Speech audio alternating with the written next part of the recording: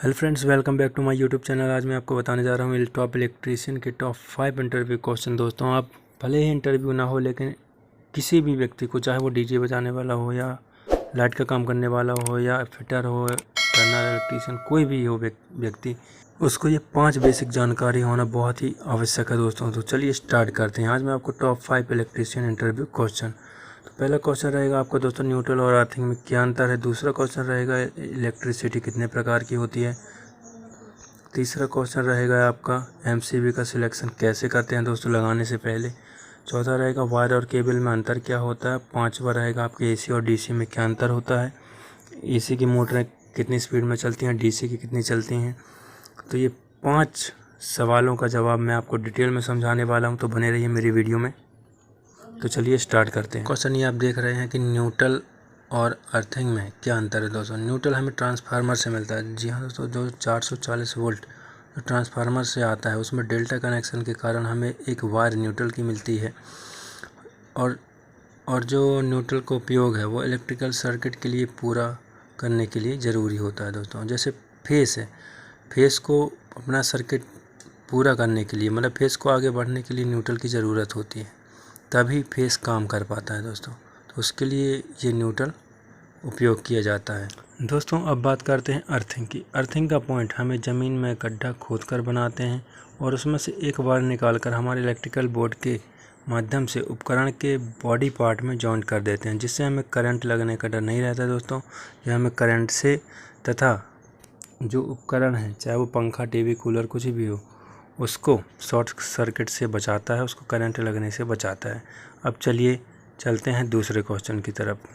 Top 5 electrician interview क्वेश्चनों में से दोस्तों दूसरा क्वेश्चन ये है हमारा कि इलेक्ट्रिसिटी कितने प्रकार की होती है। इलेक्ट्रिसिटी दोस्तों 2 प्रकार की होती है, पहला स्थायी और दूसरा अस्थायी। स्थायी इलेक्ट्रिसिटी में अपने सेल बैटरी का यूज होता है, जो एक बार इलेक्ट्रिसिटी बनाने के बाद उसका यूज आराम से होता है और वह दोबारा काम में नहीं आता। दूसरा दोस्तों होता है अस्थायी इलेक्ट्रिसिटी। अस्थायी इलेक्ट्रिसिटी एसी और डीसी, अल्टरनेटिव करंट और डायरेक्ट करंट, ये हमेशा चलते रहते हैं, बट ये जो भी काम करते हैं ये सिर्फ रनिंग पोजीशन में करते हैं। इनको बना के आप स्थायी रूप से नहीं रख सकते दोस्तों। जैसा आपकी तीसरा क्वेश्चन देख रहे हैं कि एमसीबी का सिलेक्शन कैसे करते हैं दोस्तों।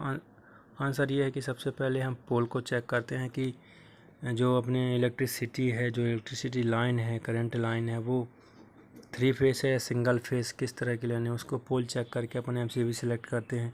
उसके बाद उसको लोड चेक करते हैं एम्पियर के माध्यम से कि कितने एम्पियर तक की एमसीबी अपन को लगाना है दोस्तों। जितना भी एम्पियर अपने में आता है उससे 25 से 30% ज़्यादा एम्पियर की एमसीबी को सिलेक्ट करना होता है दोस्तों, क्योंकि भविष्य में लोड बढ़ेगा ही बढ़ेगा, घटेगा नहीं दोस्तों। तो इस तरह से अपन एमसीबी का सिलेक्शन कर लेते हैं। चलिए चलते हैं अगले क्वेश्चन की तरफ दोस्तों। जैसा कि आप ये देख रहे हैं कि वायर और केबल में क्या अंतर होता है। जिस चालक में इंसुलेशन चढ़ा हो उसे केबल कहते हैं, और जिस चालक पर इंसुलेशन ना चढ़ा हुआ हो उसे वायर कहते हैं दोस्तों। जैसे अपन तार जिस पे इंसुलेट नहीं होता उनको सिर्फ अपन तार या वायर बोलेंगे, और जिस पे इंसुलेशन चढ़ा हो उसको अपन केबल कहते हैं दोस्तों। पांचवा क्वेश्चन है कि एसी और डीसी में क्या अंतर होता है। पहला एसी अल्टरनेटिव करंट, दूसरा डीसी डायरेक्ट करंट। दोस्तों जैसा कि मैं पहले ही बता चुका हूँ, जो एसी मोटरें होती हैं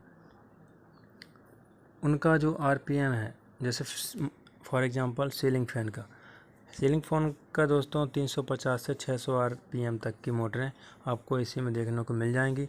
लेकिन ये जो डीसी मोटर है ये 600 से 900 तक का आरपीएम दे सकती हैं दोस्तों।